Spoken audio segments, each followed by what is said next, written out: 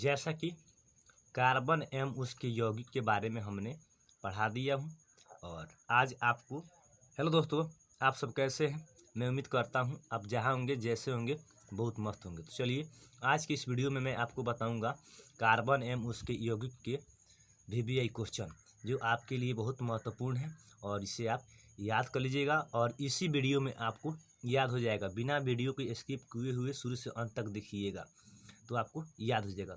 बिना समय को नष्ट किए हुए हम लोग चलते हैं अपने प्रश्न पर। एक और बात, अगर इस चैनल पर नए हैं, अभी तक सब्सक्राइब और लाइक नहीं किए हैं तो करिएगा भी नहीं।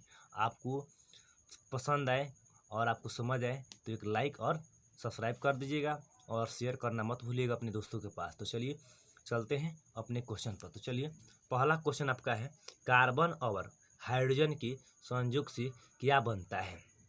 फर्स्ट आपका ऑप्शन है आयनिक यौगिक, सेकेंड में है हाइड्रोकार्बन, सी में है आपका हाइड्रोजन और डी में है अम्लराज। चलिए आपको जैसा कि हमने पढ़ा रखा है कि कार्बन और हाइड्रोजन के संयोग से हाइड्रोकार्बन बनता है, तो आपका क्या होगा, हाइड्रोकार्बन होगा। ठीक, आपका आंसर क्या होगा, हाइड्रोकार्बन होगा। यानी कि कार्बन और हाइड्रोजन के मिलने से या संयोग से हमारा क्या बनता है, हाइड्रोकार्बन बनता है। तो आइए नेक्स्ट अगला प्रश्न कह रहा है, हीरा और ग्रेफाइट किसका अपरूप होता है। तो कार्बन का। किसका, तो कार्बन का। तो कार्बन क्या है, एक अधातु भी है। ठीक है, सब के सब भी यही प्रश्न है, आप याद कर लीजिएगा। उसके बाद में नेक्स्ट प्रश्न कह रहा है, सरलतम हाइड्रोकार्बन कौन सा है। तो कौन है, तो मीथेन है, ये गैस भी है। ठीक है, नेक्स्ट आइए अगला प्रश्न कह रहा है, वायुमंडल में CO2 गैस कितने प्रतिशत पाया जाता है। वायुमंडल में CO2 यानी कार्बन डाइऑक्साइड गैस कितने प्रतिशत पाए जाते हैं। तो 0.03% पाया जाता है। और कहा जाए आपसे कि ऑक्सीजन O2 यानी कि कितना पाया जाता है, तो 21% पाया जाता है। आप आइए नेक्स्ट प्रश्न आइए कह रहा है, कार्बन का परमाणु संख्या कितना होता है, तो 6 होता है। ठीक, उसके बाद में सबसे कठोर प्राकृतिक पदार्थ कौन सा है, तो हीरा है और हीरा को हम लोग अधातु भी कहते हैं। नेक्स्ट आइए अगला प्रश्न कह रहा है कि कार्बन है, कार्बन क्या है, एक तो अधातु है।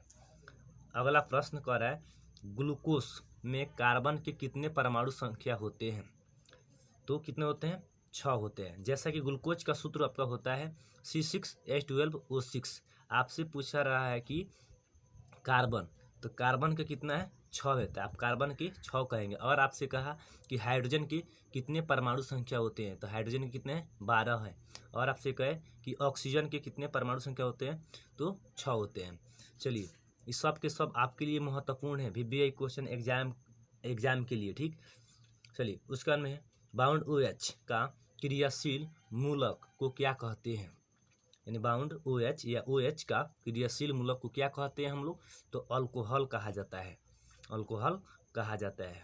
उसके बाद में नेक्स्ट आइए प्रश्न कह रहा है, अपमार्जक बनाने में किसका प्रयोग होता है, तो अल्कोहल का होता है। नेक्स्ट अगला प्रश्न, निम्न में से कौन अक्रिय तत्व है, तो हीलियम है। हीलियम एक ऐसा तत्व है जो अक्रिय तत्व है।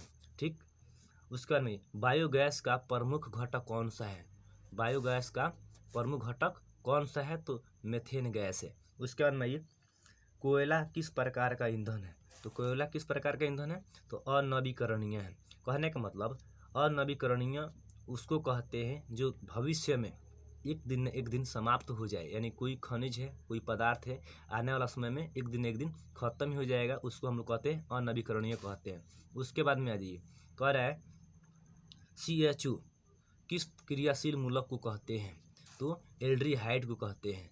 नेक्स्ट अगला प्रश्न, निम्न में से कौन हाइड्रोकार्बन है, तो आपका CH4 मीथेन यानी कि इसको कहते हैं। ठीक है, नेक्स्ट अगला प्रश्न आइए चलते हैं हम लोग, जैसा कि आप याद कर लीजिएगा सब के सब।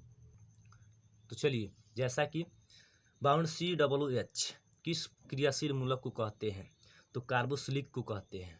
नेक्स्ट अगला प्रश्न, सल्फ्यूरिक अम्ल का अणुसूत्र क्या होगा, तो आइए इसका है H2SO4 यानी कि सल्फ्यूरिक अम्ल को उपयोग यानी कि बैटरी में किया जाता है। ठीक, उसी प्रकार नेक्स्ट अगला प्रश्न कह रहा है, प्राकृतिक रबर किसका बहुलक है, प्राकृतिक रबर किसका बहुलक है, तो किसका है, तो आइसोप्रीन का है। नेक्स्ट अगला प्रश्न, कार्बनिक यौगिक में कार्बन की संयुक्ता होती है, तो कितनी होती है, 4 होती है। उसके बाद में ये ऑक्सीजन के दो परमाणुओं के बीच कितने आबंध होते हैं या आबंध पाए जाते हैं? तो ऑक्सीजन के दो परमाणुओं के बीच, तो ऑक्सीजन के दो परमाणुओं के बीच कितने हैं आबंध? तो 2 है। ठीक, उसके बाद में जी मीथेन एक क्या है? मीथेन एक उत्तम क्या है? तो ईंधन है। मीथेन एक उत्तम क्या है? तो ईंधन है। इसको CNG भी कहते हैं हम लोग। ठीक है, उसके बाद में आइए निम्न में से कौन एरोमेटिक हाइड्रोकार्बन है? निम्न में से कौन एरोमेटिक हाइड्रोकार्बन है? तो ऑप्शन आपका है पहला मीथेन, सेकेंड एसिटिलीन और थर्ड यानी कि सी नंबर बेंजीन और डी नंबर है इनमें से कोई नहीं।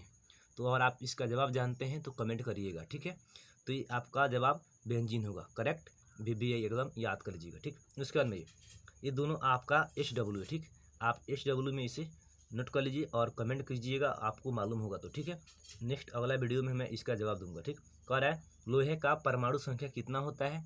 तो लोहे का परमाणु संख्या कितना होता है? ए में है 23 और बी में है 26, सी में है 25, डी में है 24। उसके बाद में ये आपकी HW के लिए है। आप अगर जानते हैं तो इसे कमेंट कीजिए कमेंट बॉक्स में। उसके बाद में सोडियम की परमाणु संख्या कितनी होती है? ए में है 11, बी में है 26, सी में है 25, डी में है 24। अगर इसको जानते हैं तो कमेंट कीजिए, नहीं तो नेक्स्ट अगला वीडियो में इसका जवाब आपको दिया जाएगा। तब तक के लिए और रहने देते हैं, नेक्स्ट फिर अगला वीडियो में मिलेंगे हम।